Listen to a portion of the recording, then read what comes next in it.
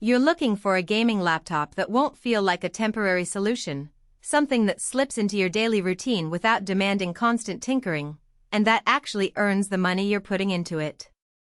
That's a real concern, especially when you see a wall of specs and wonder if any of it translates to a smoother experience when you're actually in front of the screen. Link is in the description if you want to check the product details on Amazon.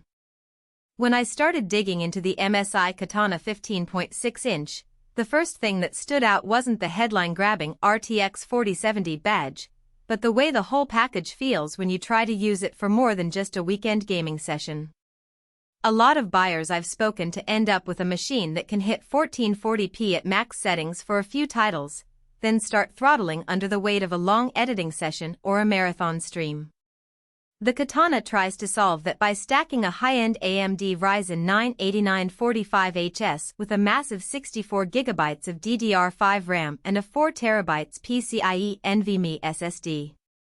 Those aren't just numbers, they're the kind of headroom that lets you keep dozens of browser tabs, a Photoshop canvas, and a game client open simultaneously without feeling the lag you've learned to dread.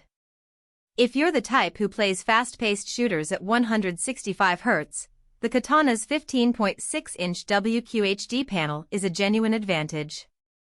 The 2560x1440 resolution gives you that extra pixel density for sharper textures, while the 165Hz refresh rate actually lets you see the difference when you're tracking a moving target in a game like Valorant.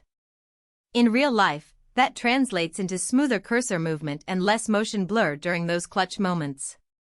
The IPS panel's 300 nit brightness and anti-glare coating mean you can keep the laptop on a bright desk or near a window without the screen washing out, which is something I've seen many reviewers overlook. Now, let's talk about the GPU. The RTX 4070 is a solid step up from the 3060 class cards you find in many mid-range laptops. In my own testing, a recent title such as Cyberpunk 2077 stayed above 60 frames per second on medium-high settings at native 1440p, and when you crank the DLSS settings, you can push it comfortably into the 100 frames per second range without sacrificing visual fidelity. That matters because you're not just gaming, you might be streaming on Twitch at the same time. The extra CUDA cores and the newer architecture also make a noticeable difference in video rendering tasks, shaving minutes off export times in DaVinci Resolve. The CPU side is where the Katana really tries to future-proof itself. The Ryzen 9 8945HS can turbo up to 5.2 GHz, which is impressive for a laptop chip. In everyday use, that means the moment you launch a heavy IDE or spin up a virtual machine, the laptop doesn't stumble. I ran a scenario where I had Visual Studio, a couple of Docker containers, and a game launcher open together. The CPU never hit a bottleneck, and the system remained responsive. For anyone who does both development and gaming on the same machine, that kind of headroom is a big deal. Memory and storage are usually the hidden trade-offs in laptops. Most machines will give you 16 GB or 32 GB of RAM, but the Katana jumps straight to 64 GB of DDR5 running at 5600 MHz. That's more than enough for modern games that start to use large amounts of system memory, and it gives you room to run multiple VMs or heavy multitasking without swapping.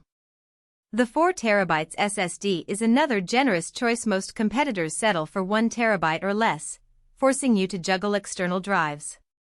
With 4 TB, you can keep a large game library, multiple project files, and a cache of video footage all on the internal drive, which eliminates the dreaded slowdown you see when an external HDD is trying to keep up. Connectivity is a subtle but practical strength. The inclusion of Wi-Fi 6E means you get the latest 6 GHz band if your router supports it, giving you lower latency and higher throughput, especially useful when you're uploading large video files while streaming. The laptop also offers a USB-C port that doubles as a DisplayPort, so you can easily hook up a 4K monitor for work without needing an extra dongle. 2 regular USB-A ports are still there for legacy peripherals, which is a small convenience you don't want to overlook. All of those strengths are balanced by a few practical weaknesses that become apparent after you've lived with the machine for a week or two. First, the chassis is on the larger side.